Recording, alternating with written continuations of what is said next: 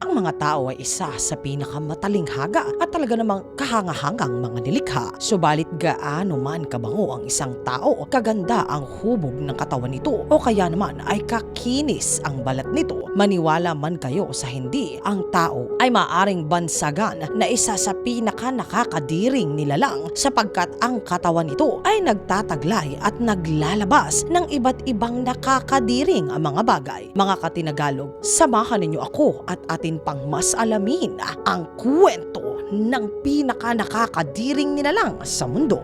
Number 10, ang microscopic bugs. Ang ating mukha ay mayroong mas malaking mga pores at mas maraming mga sebaceous oil glands kung ikukumpara sa ibang bahagi ng ating katawan. Ang lahat ng mga butas at sulok sa ating mga mukha ay lugar kung saan naninirahan ang napakaraming kumakain ng dumi at pumapanaw na libo-libong mga microscopic mite nang hindi natin namamalayan. Mayroong dalawang uri ng face mite kung saan ay ginagawang tahanan ang ating mga ulo at ito ay ang Demodex follicularum at ang Demodex brevis. Ang Demodex follicularum ay kilala rin bilang ang mga eyelash mites na madalas na naninirahan sa mga pores at follicles ng buhok na kadalasan ay nagiging sanhi ng balakubak sa balbas ng mga lalaki. Sinasabi na ang mga eyelash mite na ito ay hindi nakapipinsala bagamat sila ay itinuturong dahilan ng paglala ng mga sakit sa balat katulad ng rosacea.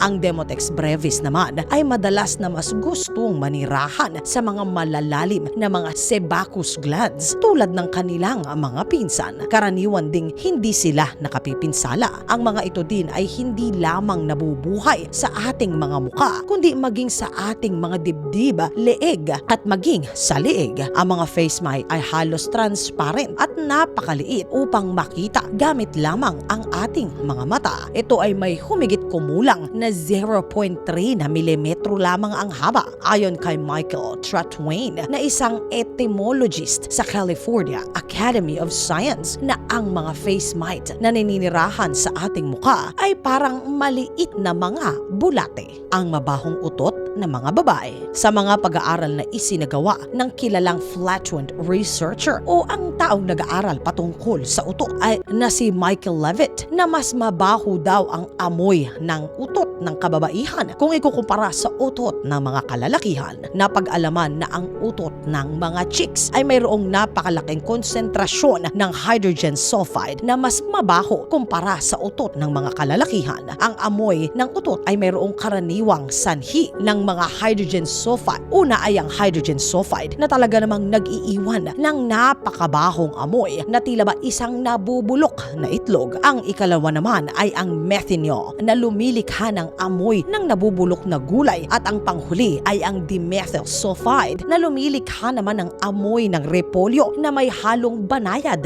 na matamis. Ang earwax o ang totoli. Ang totoli o ang earwax na kilala din bilang ang cerumen ay kombinasyon ng mga dead skin cell at iba pang wax at sebum na kapareho ng madulas na inilalabas ng buhok. Sa oras na ito ay hindi napaliliguan. Ang earwax mula sa epinemyos cereminous na glands na isang espesyal na labasan ng pawis ay naglalabas ng taba at protina. Ayon kay Professor Shakil Said ng Royal National Throat, Nose and Ear Hospital sa London, tulad ng ihi, ang earwax ay ginagamit ng mga sinaunang sibilisasyon bilang pamahid para sa mga sugat habang ginagamit din ito ng iba bilang isang lip balm. Ang napakaruming mga bibig. Hindi lingid sa ating kaalaman na mayroong bilyong-bilyong mga bakterya na matatagpuan sa bawat ngipin sa loob ng ating mga bibig. Ang bakterya na ito ay humigit kumulang sa 700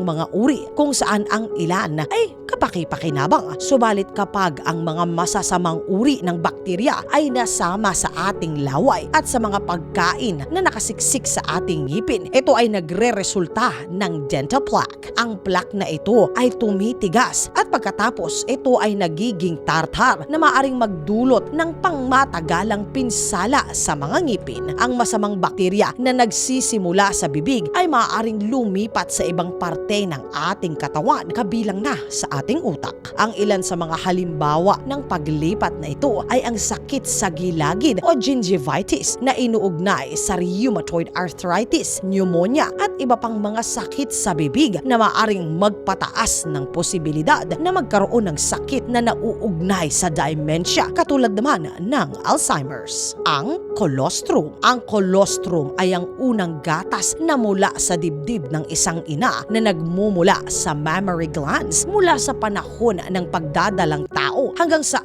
unang araw pagkatapos ng kapanganakan. Ito ay kadalasang malapot na substansya na kulay dilaw at ma-orange-orange na may mataas na antas ng beta-carotene. Sinasabi na ang colostrum ay isang nakadidiring substansya na inilalabas ng isang katawan ng isang tao. Subalit ito naman ay punong-puno ng nutrisyon na kailangan ng isang bagong silang na sanggol. Ang colostrum din ay isang natural na pampadumi kung saan ang walang amoy na kulay itim na dumi ng bagong silang na sanggol ay ginagawa nitong kulay green-brown na mayroong mabahong amoy. Ang panganganak. Sinasabi na ang buhay ay talaga namang napaka-matalinghaga at ang mga tao ay dumarating sa mundo sa isang madugo at malansang pamamaraan. Ang pagsilang ng isang sanggol ay nagsisimula sa tinatawag na ang water breaking o ang pagputok ng panubigan at pagkatapos ng ilang pag-iri ay lalabas na ang isang sanggol na may pagkakataong nauuna munang mailabas ng ina ang kanyang ihi at dumi bago ang kanyang supling. Pagkatapos ng nakakapagod na pag-iri ay lalabas na ang isang sanggol na nababalot ng malansang dugo, malansang likido at tila ba isang cottage cheese na nakakapit sa balat nito na tinatawag na ang vernix na isang mamantikang substansya na nagpoprotekta sa balat nito sa loob ng sinapupunan.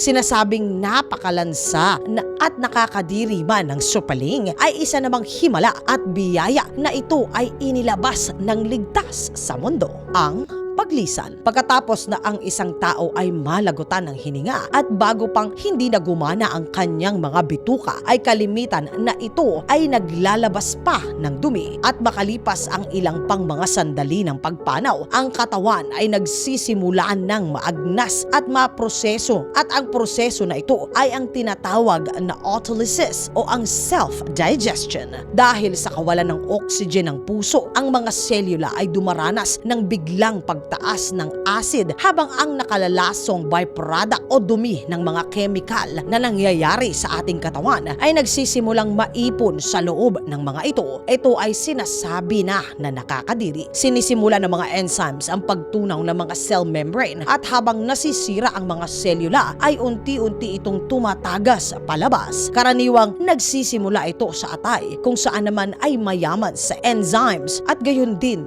sa utak na may partikular na mataas na nilalamang tubig at habang nabubulok ang katawan, ito ay naglalabas ng napakabaho at nakasusulasok na amoy. Kaya naman sinasabing dumarating ang tao na nakakadiri at aalis din ito ng nakadidiri. Ang pag-ihi at pagdumi, karaniwan sa isang tao na gumugugol ng panahon sa loob ng banyo at sinasabing sa paglipas ng isang taon, ang mga nasa hustong gulang ay nakapagbawas na ng tangtiyang 145 kilo ng dumi. Sila rin ay naglabas ng ihi na kayang makapuno ng 2 bathtub. Ang nakadidiring dumi ng tao ay binubuo ng mga patay na bakterya na tumutulong sa pagtunaw ng pagkain, protina, mga hindi natunaw na pagkain, mga cellular lining, taba, asin at mga sangkap tulad ng mucus na inilalabas mula sa bituka at atay. Ang dumi ng tao ay mayroon ding mga buhay na bakterya na nakatutulong sa ating gastrointestinal tract o sa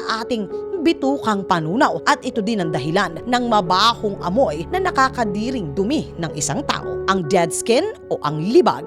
Ang balat ay ang pinakamalaking organ ng katawan ng isang tao. Kaya naman sinasabing bawat minuto ang isang karaniwang tao ay naglalabas ng humigit kumulang sa 30,000 na nakakadiring libag o ang dead skin cell. Ang libag na ito ay malaking bahagi ng alikabok na matatagpuan at umiikot sa ating mga tahanan na nagtataglay naman ng humigit kumulang 1,000 uri ng mga nakakadiring mga bakterya. Sinasabi na ang libag na galing sa ating katawan ang itinuturong responsable sa 1 bilyong toneladang alikabok sa ating mundong ginagalawan, ang bakterya. Ang isang malusog na katawan ng tao ay tila ba hindi daw isang tao kung iisipin sapagkat ito ay punong-puno ng mga bakterya. Ang isang tao na nasa hustong gulang ay may taglay na 10 beses na mas maraming microbial cell o mga bakterya, viruses at iba pa. At sapagkat ang katawan ng tao ay nagtataglay ng human cell, ay malamang na mayroon tayong 1 trilyong iba't ibang uri ng bakterya na nabubuhay sa katawan at naninirahan sa lahat ng kasulok-sulukan nito. Ayon sa pag-aaral, punong-puno man ng nakakadiring bakterya ang katawan ng isang tao, ay mas kakaunti naman sa 1%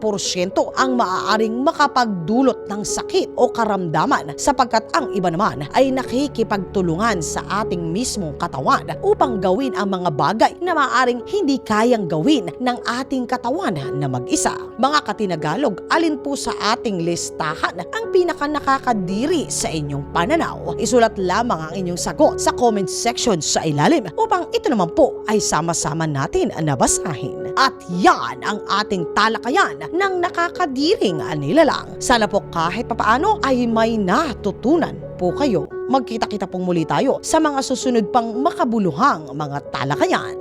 Ito po si Tinagalog at bilang pasasalamat sa walang sawa niyong pagsuporta sa aking channel, ay nais ko pong i-shout out ang ilan sa pinakamasusugid kong taga-subaybay. Shout out sa iyo! Itsura Chino, Rusty Nails, Belernias Game Yard, Don Joaquin, Noreen Dolete, Jo Marie Andena, The Happy Life, Rui Lacerda, Lily Alorde, Jerry Tiozon, at kay Lensky Kompetente. Maraming salamat sa walang sawang pagsuporta sa akin channel. Wala po si Tinagalog kung wala po kayo. Huwag pa rin pong kalimutang i-add ang iba ko pang channel, ang Ligalig, More Than Facts, at Origin Fronts. Ito pong muli ang inyong lingkod na si Tinagalog. Sa inyo po, God bless, keep safe, at peace out.